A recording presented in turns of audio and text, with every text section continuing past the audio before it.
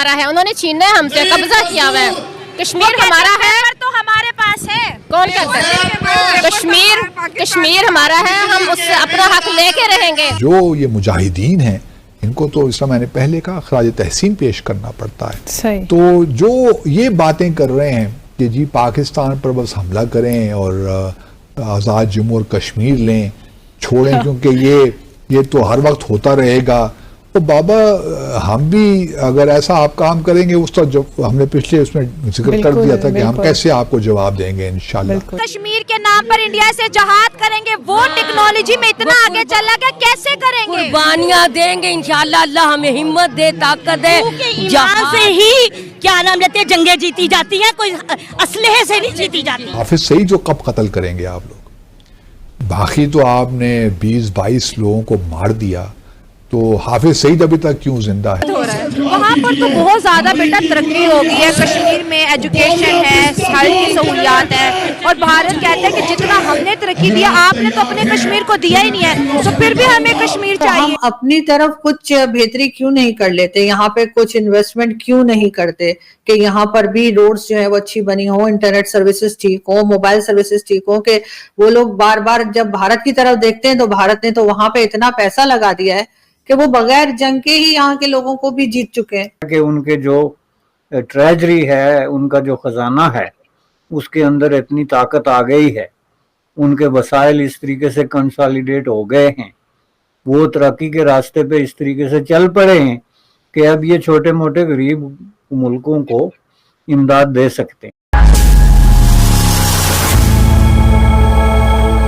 नमस्ते दोस्तों, welcome back to my channel world special. दोस्तों वीडियो को आगे देखने से पहले हमें लाइक करें, कमेंट करें, सब्सक्राइब करें। धन्यवाद। मकसद ये है कि हम लोग फलस्तीनी और कश्मीरियों को बताना चाहते हैं कि हम लोग उनके साथ हैं, उनके साथ जो भी जुल्म हो रहा है, जो भी ज्यादती हो रही है, हम लोग पूरा उनका साथ देते हैं। बेसिकली हम सोशली इतना नहीं अगर निकल पा रहे तो हम लोग इन जगहों पे आकर अपना बताना चाहते हैं कि हम पूरा उनके साथ दे रहे हैं, उनके ऊपर जो भी सब कुछ हो रहा है वो नाहक हो रहा है और वो गलत हो रहा है। वहाँ पर तो बहुत ज़्यादा बेटा तरक्की हो गई है, कश्मीर में एजुकेशन है, हर की सहूलियात है, और भारत कहता है कि जितना हमने तरक्की दिया आपने तो अपने कश्मीर को दिया ही नहीं है, तो फिर भी हमें कश्मीर चाहिए। बेसिकली वो है तो हमारा ही पार्टा हमसे लिया गया था, और वो हमारा ही हिस्सा हमसे जुदा किया गया था, और वो जो कि बात गलत थी, और जो इवन के जो कश्मीरीज है वो भी पाकिस्तान के साथ रहना चाहते हैं क्योंकि हमारा और उनका आइडियोलॉजिकली हम लोग सेम है, इस वजह से हम चाहते हैं कि वो हमारे साथ है। इंडिया कहता है कश्मीर हमारा है, आप लोगों ने कब्जा किया हुआ है। अब इसका मैं क्या कर सकती हूँ? इसका कश्मीर की तारीख पता है? तारीख है क्या कश्मीर की? कश्मीर बेसिकली कश्मीर हमारा था, हम लोग के डिवीजन की वजह से जो मिस डिवीजन हुई है, जो गलत डिवीजन हुई, जो उसकी वजह से सिर्फ हमारे भी फसादात डालने के लिए उन्होंने कश्मीर को 2 पार्टीशन में डिवाइड किया, जिसकी वजह से हमारे को भुगत कुछ भी नहीं हो सकता कि जब तक हम कश्मीरियों के साथ हैं, फलस्तीन बेजुल्म सितम हो रहा है। कश्मीर हासिल कैसे करेंगे? जंगों से तो नहीं हासिल कर पाए, जिहाद होगा, तो उधर भी तो आर्मी खड़ी है, ये उधर भी आर्मी खड़ी है। फैक्ट्स पे बात करेंगे, आर्मी तो उधर भी खड़ी है, क्या करेंगे बताएं? तो ये तो हमारे हुक्मरानों का ज़मीर को जागना चाहिए ना कि आज आखिर इंसान बेच चुके हैं, पहले बिक चुका है, उन्होंने हमारा पाकिस्तान तक ये रखा हुआ है गिरवी। अगर हम आज़ादी चाहते हैं ना, हमें दीनी दूसरी जो भी जमातें हैं यकजान जब हो जाए, जब ये इंसान हक की आवाज लेकर उठेगा। मौलाना का नारा है कश्मीर के नाम पर इंडिया से जहाद करेंगे, वो टेक्नोलॉजी में इतना आगे चला गया, कैसे करेंगे? कुर्बानियां देंगे इंशाल्लाह, अल्लाह हमें हिम्मत दे, ताकत दे। जहां से ही क्या नाम लेते हैं जंगे जीती जाती हैं, कोई असलहे से नहीं जीती जाती। वहाँ पर भी 27 करोड़ मुसलमान है, यहाँ पे 25 करोड़ मुसलमान है, दोनों तरफ ही मुसलमान है, क्या करेंगे? ओहद में जंग बदर में 313 लोग थे ना। अच्छा। तो इंशाल्लाह अगर हमारा ईमान पक्का है ना, ये 313 जो थे ना गालिब थे। अम्मा 77 सालों में तो कश्मीर को नहीं ले सके, 100 सालों का पाकिस्तान होने वाला 23 साल बाद। एक वक्त जब इस्लामी हमारी हुकूमत आएगी, इंशाल्लाह ताला लेके दिखाएंगे इंशाल्लाह। आप कहते थे अफगानिस्तान में शरिया आएगा, कश्मीर लेंगे, अफगानिस्तान भी इंडिया के साथ मिल गया है। कहना शुरू कर दे जी पाकिस्तान ने ये करवाया, अभी उसको 2 मिनट भी नहीं हुए, मुंतहा एक वाक़े को 2 मिनट भी नहीं हुए, आपको किस तरह ये पता चल गया कि ये पाकिस्तान का पीछे हाथ है?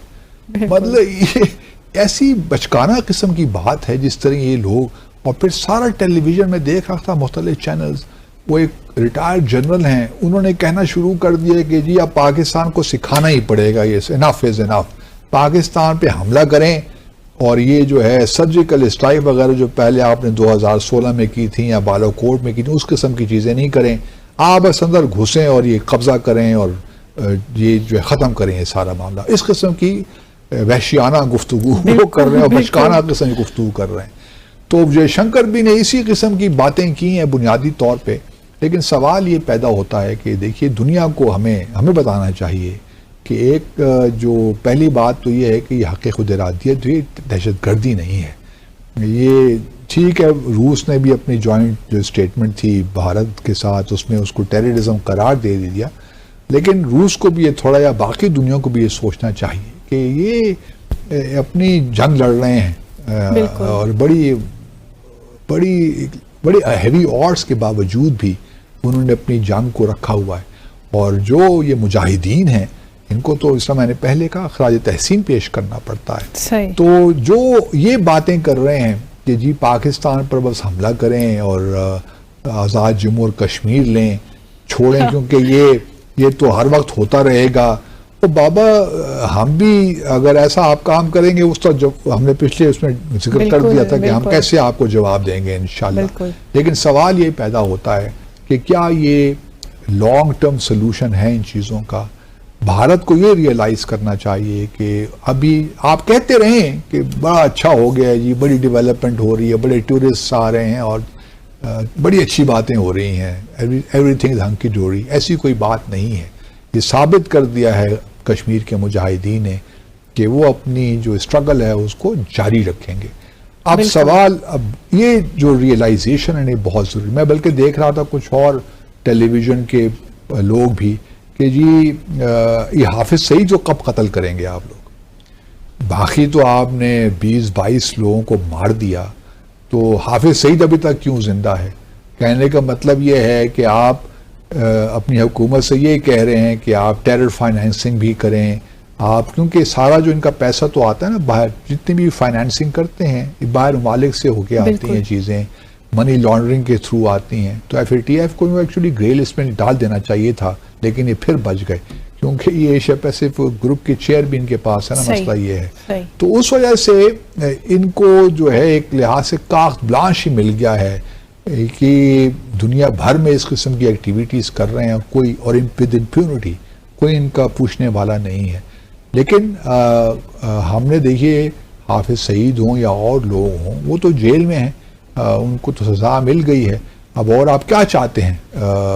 और वो भी मुझे उसके बारे में मेरे कुछ तहफ़्फ़ुज़ात हैं, क्योंकि दहशत गर्दी के भी मामले में भी और कश्मीर के मामले में भी हमने पहले भी डिस्कस किया, हमने बहुत ग्राउंड लूज़ किया है और हमने सिर्फ भारत को खुश करने के लिए काम किए हैं ताकि हम कोई उनके साथ इंगेजमेंट कर सकें, डायलॉग कर सकें। ये उन लोगों के लिए लम्हा फ़िक्री है पाकिस्तान में, ये कल हम अपने प्रोग्राम में डिस्कस करूँगा, जो लोग ट्रेड की बातें कर रहे हैं भारत के साथ, जो लोग ये कहते हैं, अब देखिए ना जो चैंपियंस ट्रॉफी है जो अगले साल पाकिस्तान में होने जा रही है, भारत अब ये इंडिकेशंस देना शुरू कर दें, पाकिस्तान में प्रेशर बिल्ड करने के टैक्टिक्स है ना ये कि हमारी टीम नहीं जाएगी।